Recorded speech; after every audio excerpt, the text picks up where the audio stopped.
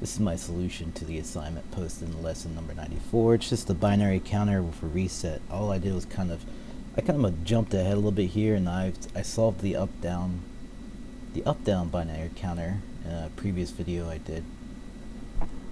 So I thought I'd just address this one really quickly. This one is, as you can see here, you need to, again, just run it to actually get it going. Alright, I've got it running.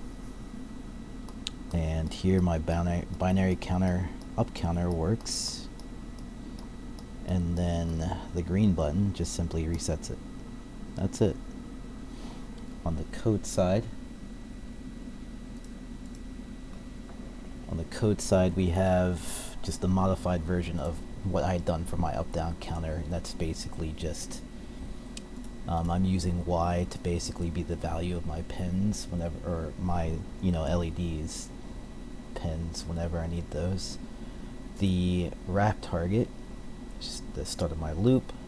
And so what I did is I struggled with this statement here. For some reason that was throwing me off before I had learned to put that there, I guess. I was having trouble clearing the ISR. I guess for some reason this just did it. I swear I had tried that before, but apparently not. So I read my pins, and so from there I added a little debounce to just wait a little bit. I found that was still pretty quick, so I did add in some extra debounce at the end. And I read in the pins, I just check to see what was read in, or I move what was read in from the ISR into X. And I went about this a little bit different in your video. What I did is I just checked to see if X was a 0 using the not X jump command. I would jump back to this statement down here, which eventually just jumps right back up to the top. The whole point was to, here I could just do a little bit of debouncing, a little bit more of a weight between them. And then if X had something to decrement, I would instead jump to this second label. And so for this here at this point, when I get here, X, so let's say I press the red button, which is my pin 14, and that means that X is 1. And what happens is that since I've decremented it, if I see that the X is 0 after decrementing it, I simply move to the increased label, and there I go about incrementing my Y value using the invert method for counting upwards.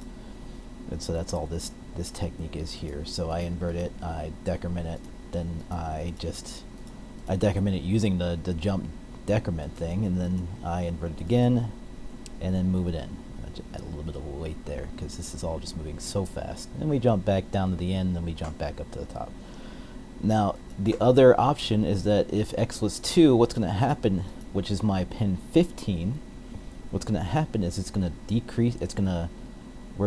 So we're back up here. So if it's 2, it's going to decrease and jump to here. It sees that it's still not 0, so it's going to move to the next line, and it's going to decrement it again and move down to my reset label. So from there, I'm just clearing the value for Y and then setting that. So that's my binary reset counter.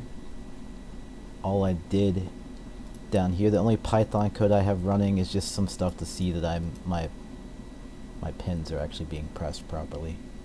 That's it.